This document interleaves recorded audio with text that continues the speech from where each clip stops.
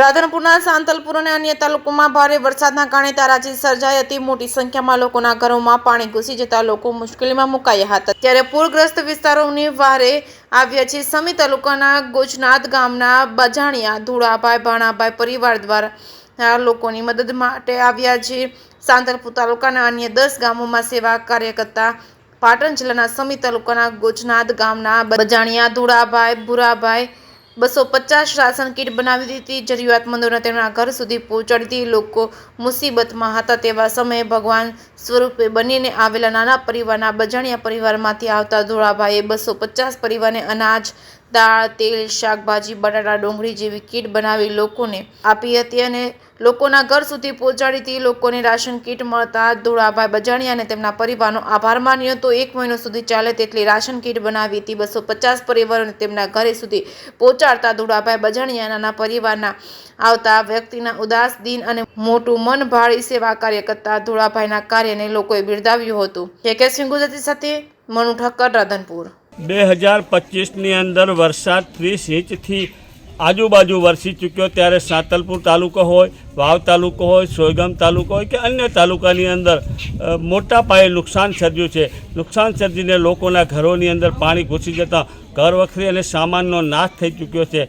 ક્યાંક ને ક્યાંક સરકાર સહાયના કરી રહી છે, પરંતુ સેવાભાવી સંસ્થાઓ પણ ક્યાંક સહાય કરવા પહોંચી છે। પરંતુ એક અનોખી સેવાનો પહેલ આજે જોવા મળ્યું છે।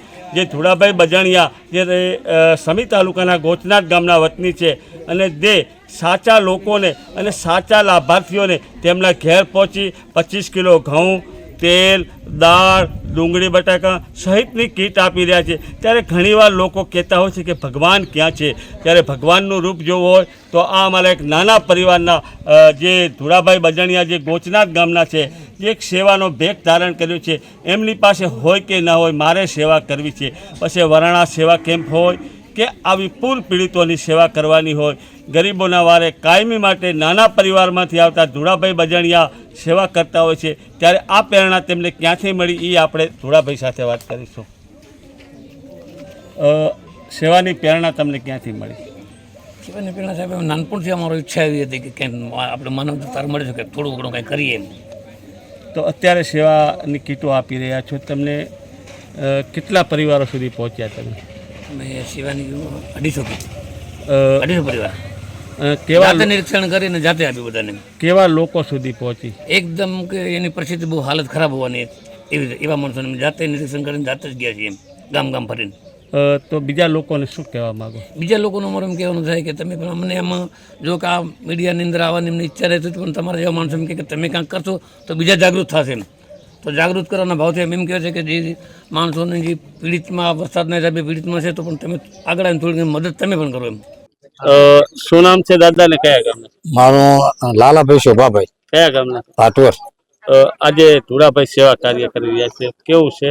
એમને સારું છે। તેમની સેવા પાસે અમને કીધું કે અમને સાથ આલો, તમે ગામડામાં અમુક ગામડામાં ભેળા આવીને તમે સાથ આલાવો તો અમે એમની સાથે આવ્યા।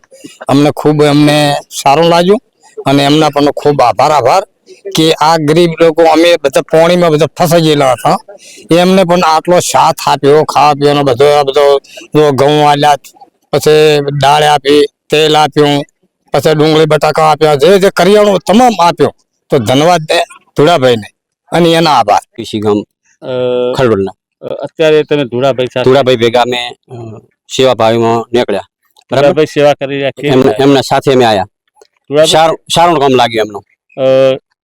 લોકોને ત્યાં જરૂરિયાત છે અને જે જરૂરિયાત લોકો સુધી ધુળાભાઈ પહોંચ્યા છે, તો શું સંદેશો આપો? ગરીબ લોકોને પાણીમાં પૂરના પીડિતોને રાશન ટોટલ પૂરું કર્યું એમણે। ઘઉં, ચોખા, ઘઉં, બાજરી, શું ઘઉં, તેલ અને ડુંગળી બટાકા। તો ધુળાભાઈ એમનું અમને કામ સારું લાગ્યું। તો શું કહેવા માંગો ધુળાભાઈ? સારું, જો આવા જાગૃત સૌ લોકો રહે તો ગરીબોને સારું રહે।